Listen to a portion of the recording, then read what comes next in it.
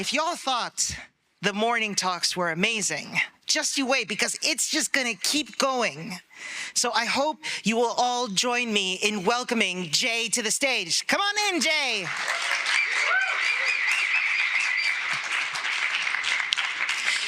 So Jeaye here is the creator of the Jank language, working at EA, and I'm just super excited to hear all about it. So you know what, I'm not gonna even take any more time. Take it away, Jeaye.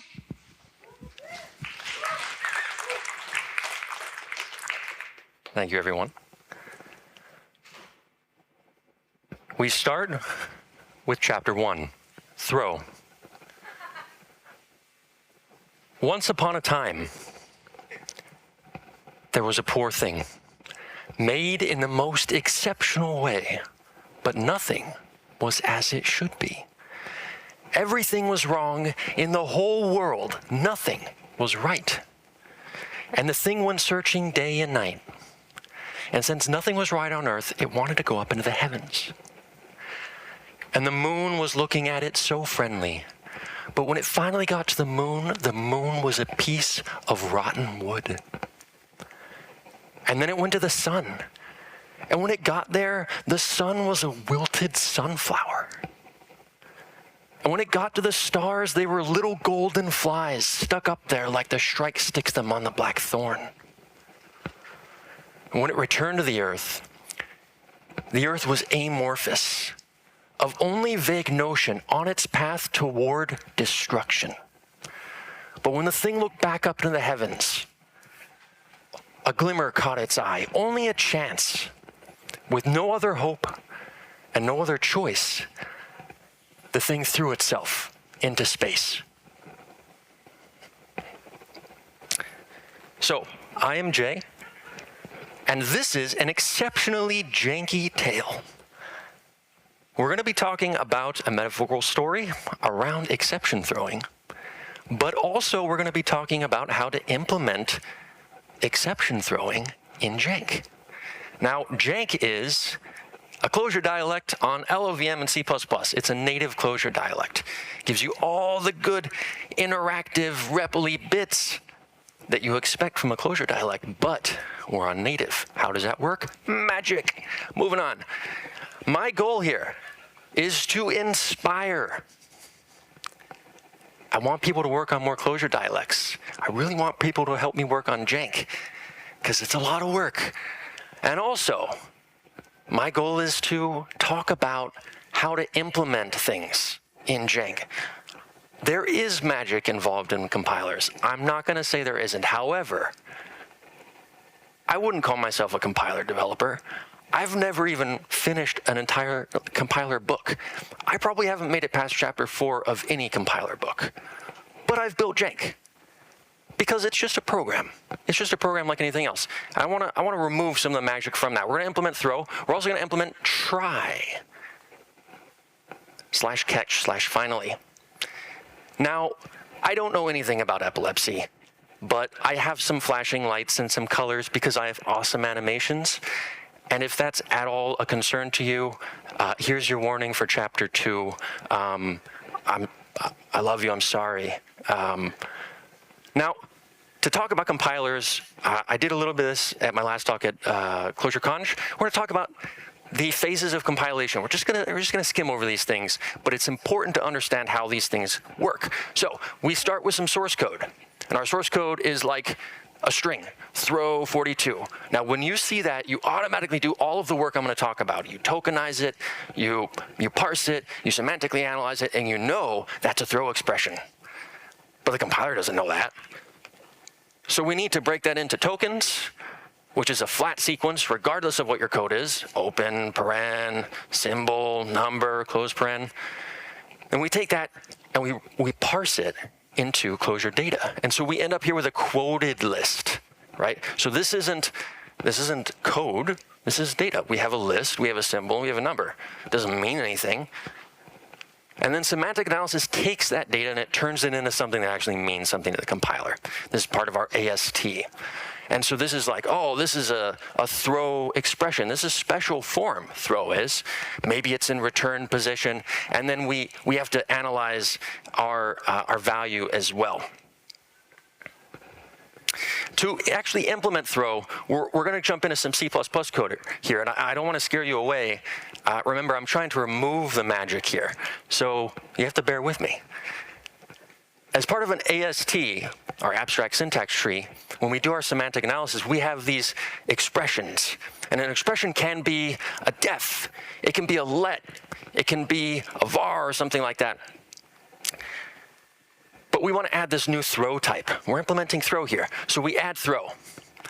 Now, our throw is just a new expression type. And the only thing that we need to know is it's a throw, and we need to know the expression for the value. Now, the value is just a box of the same old expression type, but we also inherit from expression base. What's that? That's just a base that gives us the expression type. It gives us the frame that we use to look up locals, and then whether or not this particular expression needs to be boxed. So implementing throw in terms of semantic analysis, the type, that's all we need. A few lines of code. Now, we have a map in the compiler that says what particular special forms are. So we have if and quote and var. Those are all special forms. We have a new special form here that we're introducing called throw. Now, if we run into a function call, or what looks like a function call, it's just a list, and in this case has a symbol as its first form, if that symbol is throw, we want to call into this analyze throw function instead of analyze call. Now, analyze throw is going to take in a list. All right, so we have throw 42. We have a list, symbol throw, next thing 42. It takes in the current frame. We're going to use that for our expression base. And then also the expression type. We're going to use that for our expression base. First thing we do, well, how many items are actually in this list? Because we know it's going to be the symbol throw and then some other value. If it's anything else, we have an error. Early return. Next, we know that we have two items, the symbol throw and the value. Analyze that value. We already know how to analyze primitive literals. We already know how to analyze functions, function calls, etc. We just call right back into that. We'll get an expression. If it's an error, return. Finally, we have our throw expression. We've just done so much of the work, probably more than half of the work, of implementing throw in Jank. This is so easy, right? Any of you guys could do this. So why didn't you submit me a PR for this? And I had to do it myself. Half joke. I'll have full jokes later.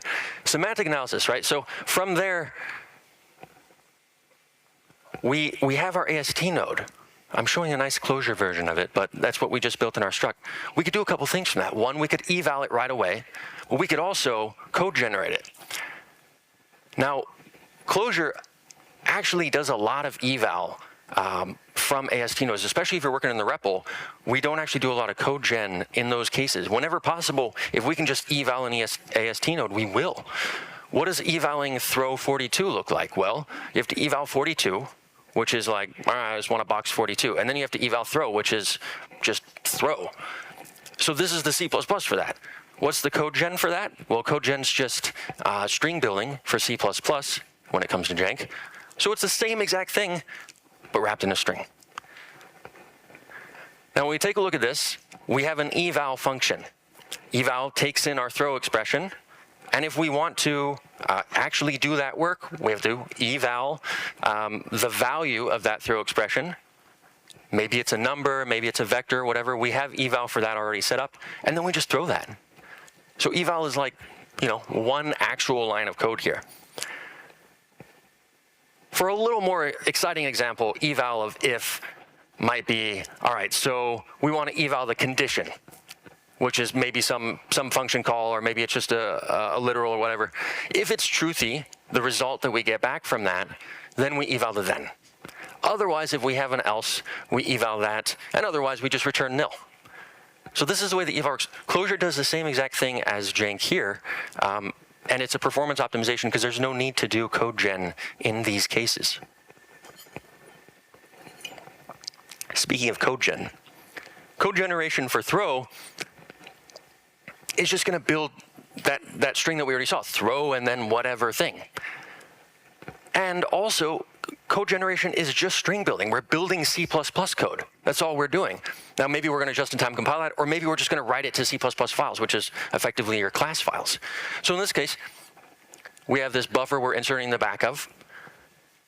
We code gen the actual value that we're looking at, in this case 42, let's say. That's gonna go to some C++ variable, and we're gonna get a handle back to that variable. And then we just format the code, the C++ code, throw that variable. We've done analysis, we've done eval, we've done code gen. For throw, we're done. Throw works at this point. Let's use this native source function to actually kind of decompile, but we're just going to look at the generated code for the expression throw 42. We're going to have a function call, and inside of that, we're going to box 42. That's doing a code gen for 42. We get back that C++ variable, const 17, and then we just throw const 17. Dunzo. On to chapter 2. Try. In the infinite expanse of space, the thing drifted, ever pointing toward a glimmer. Clinging to hope, it floated through the void, embraced by a cold slumber. At last, a flash, a frame of light, vibrant and fleeting, the thing awoke from its repose in awe, reaching out to grasp the beauty before it. As it reached and yearned toward the living hues, it felt a rush of urgency, a desperate need. But its touch, its very presence, turned the vibrant frames into desolate ruins. Its path carved a trail of destruction, beauty crumbling into dust in its wake. It tried to stop, to halt its relentless flight, but every effort, every attempt unraveled. So we've implemented throw. We want to implement try. We're going to go back to our old trusty expression type, our generic expression, and we'll add try to the bottom. Done. Now try is just a new expression type, and it has a body. Let's say we ignore catch and finally right now because they're just the same thing, as you're going to see. And because C++ is ridiculously verbose, it ends up being way too much for my slides. So let's just say we have a body. We already have a way to represent bodies in Jank, which is do. That's already a special form. So we just have a do, and a do is just another expression that has a vector of other expressions. We treat the last expression inside of the do as the resulting value. Now, analysis, though, ends up being a little more complicated, or at least a little more code. It's largely the same thing. We take in the same parameters, a list, which is our try symbol, and then whatever else you have inside the try. We take in our expression type, and we take in our current frame. Now, first thing we want to do is we just build our try expression, because that's easy. We don't need anything else for that. And now the next, that scary big chunk of code, is actually just looping through the list in C++ terms. We take the list, we turn it into a sequence. We skip the first element because the first element is the symbol try, and every other element is just part of the body. So we get an item. We determine if it's the last one because the last one of a do is special, right? We get a value from that. Everything else we assume to be a statement. It doesn't make sense to be in a do with 5 expressions in it if the first 4 expressions don't actually do anything. If they're just pure expressions, when you code gen, you could actually remove those. They don't have any effect. And that's actually useful information. So we keep track of that. If the form's the last one, then it's a certain expression type. Otherwise, it's a statement. For each one, we analyze. If we get an error, we early return. Otherwise, we just put in the body. So we're relying on analysis for everything else, including throw, which we just implemented, and that's analysis for try. Eval is, we have to cheat a little. We cheat a little. But Clojure cheats too, and that makes it fair.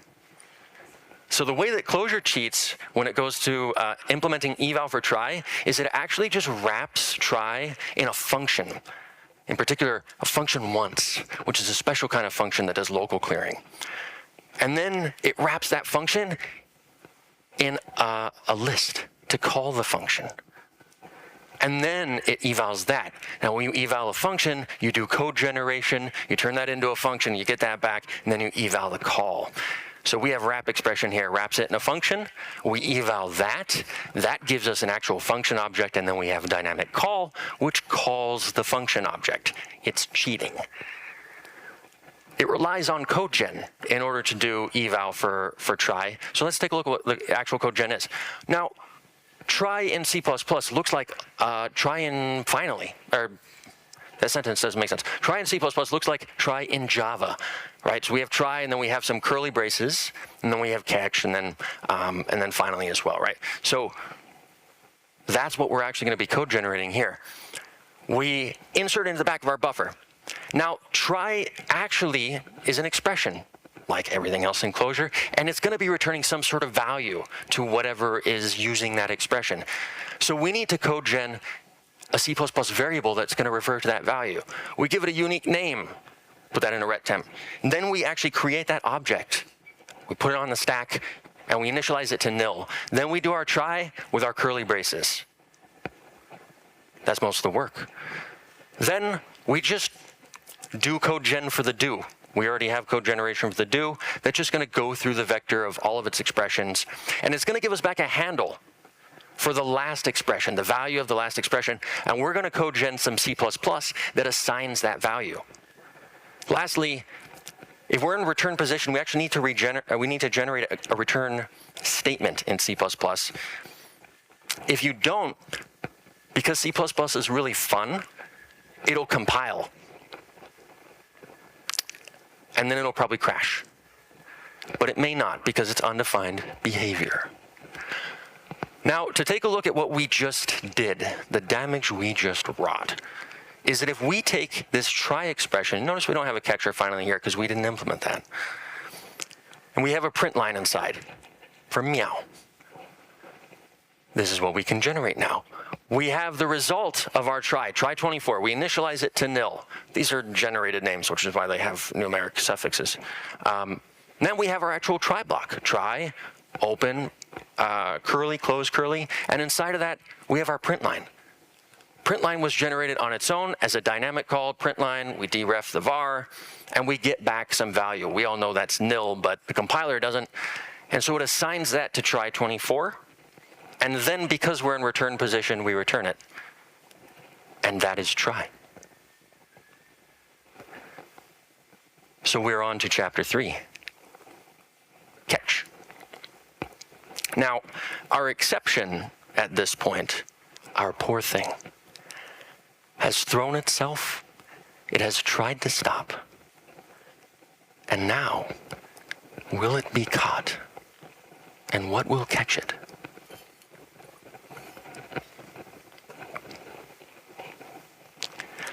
Through endless effort and unwavering will, the thing halted.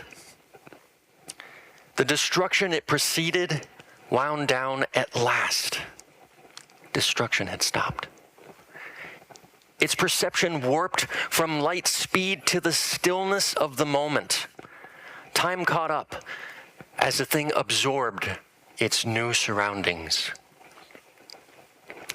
Life flourished and flirted, as well did it relax and reprieve. Colors danced, vibrant and unaffected, filling every inch of every inch. Radiant warmth painted colors, covering all which stood or strode. This new place, all of it, was a coveted well of abundance. Now, I'm not going to walk through implementing catch and finally with you, because it's largely the same thing. But instead, I want to talk about some other interesting things I learned about exceptions when, one, I was implementing them in Jank, and two, when I was researching for this presentation. So, firstly, C++ doesn't actually have finally. There is no finally syntax in C++.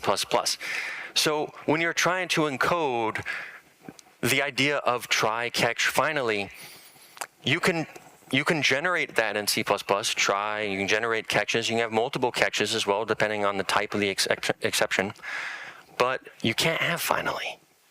So how do you actually represent that, and why don't we have that? And the reason is that in C++, we rely on destructors, and destructors run at the end of the scope. This is a guarantee. It's such a strong guarantee that we rely on it everywhere. There is probably a misquote of Bjarne Stroustrup, the creator of C++, to say the most important character in C++ is the closing curly brace, because that's where all the magic happens. That's where the end of the scope is, and all of those destructors call. Because when you compare it to C, you have to do all that cleanup yourself.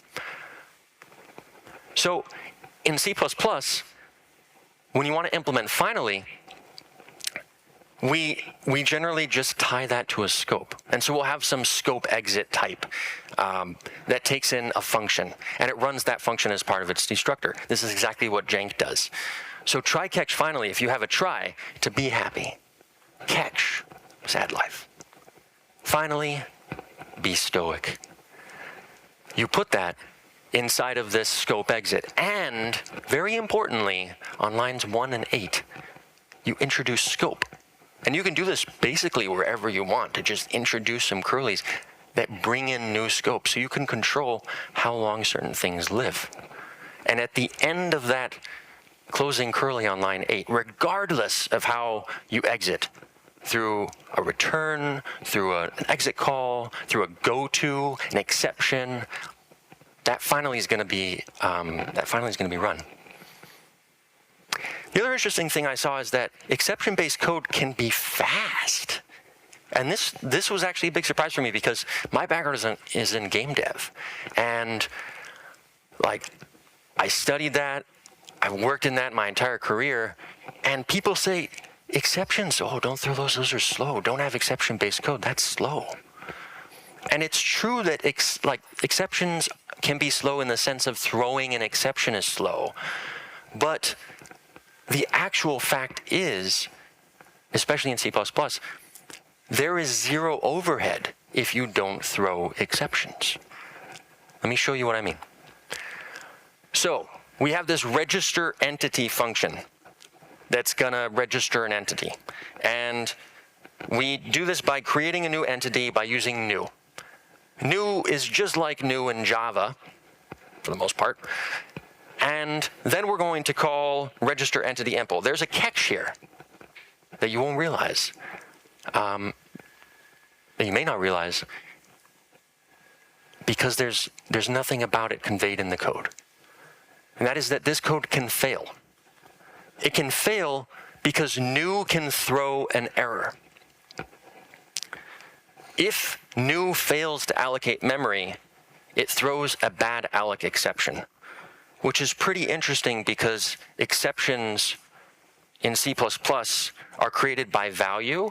They're thrown by value, but they can't actually be created by value, because when you create something by value, you put it on the stack.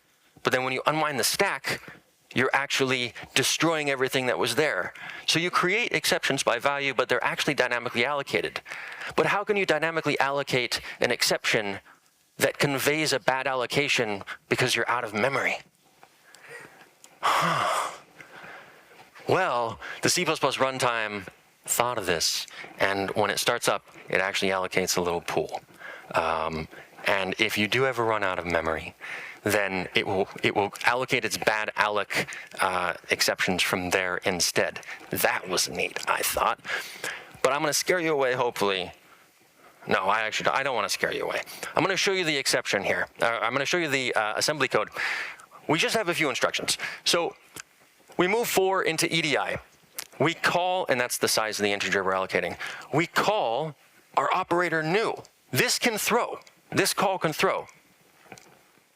Then the result of new puts the pointer for the integer we just allocated into REX.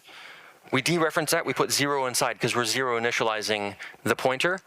And then the call to register entity impl has been inlined, which is just putting REX inside of a vector or array. And then we're donezo. Right? There is no exception handling, there's no error handling inside this code at all. Let's take a look at what it would be like if we actually had that. If you had global state, or in this case, an output parameter. It's a parameter that you take that's a mutable reference. We take this bool. That's a reference to a bool. Now we use malloc, which doesn't throw on errors. It returns null. So we check, is our entity null? If it is, we set error to true, and we're out of here. If it's not, we zero initialize entity, and then we do our register implementation functions. Effectively the same behavior, but no exceptions. When we take a look at the assembly, a lot more, right? We're doing all the same work. We move 4 into EDI, we call malloc. That's gonna put our pointer in RAX, just the same, but now we have to test RAX. Is it null? If it is, we jump to label 1. We put 1 into, which is true, into our bool. If it's not, then we zero initialize by dereferencing RAX, and we call our implementation function.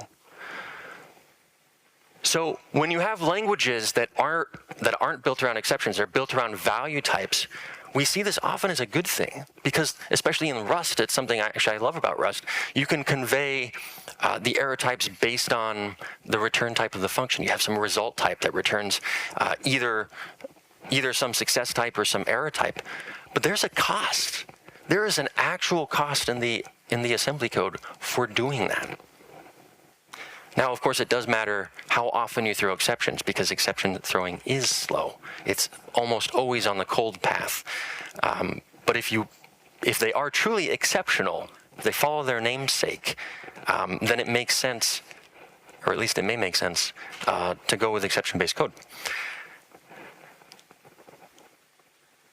Chapter 4. Finally, in a foreign landscape, under a familiar sky, the thing looked back up into the heavens once more. And when it found the moon gleamed with a wizened silvery glow. And when it found the sun was a magnificent orb of fire, radiating warmth and soaking in the surrounding void. The stars twinkled as brilliant jewels, each one a wish, bright and boundless. And when it looked down to the earth once more, the earth smiled at the thing, a knowing grin, and the thing smiled back.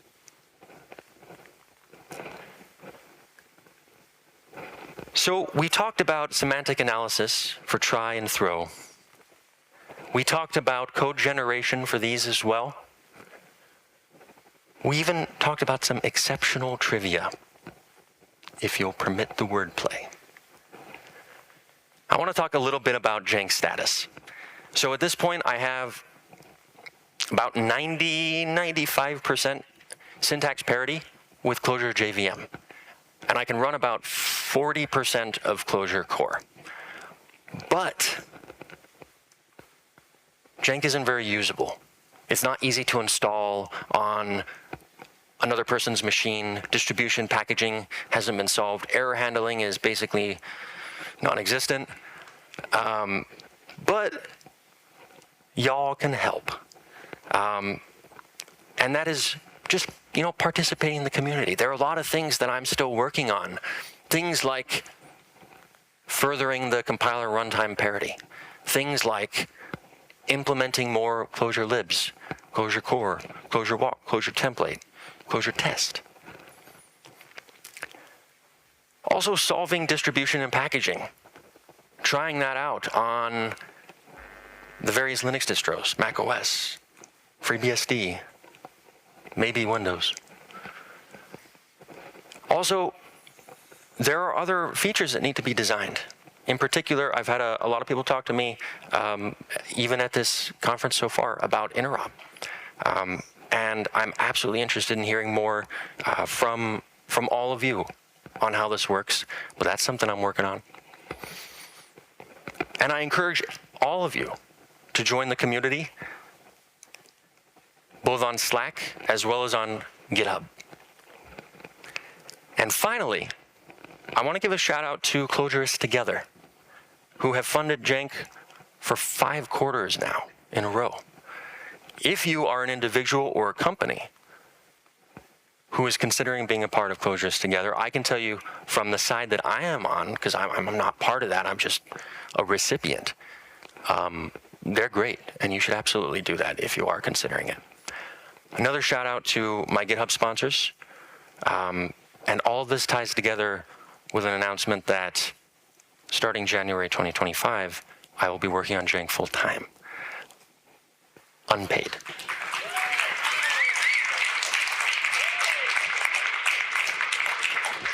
So there's a lot of work that needs to be done, and I want to get Jank out the door.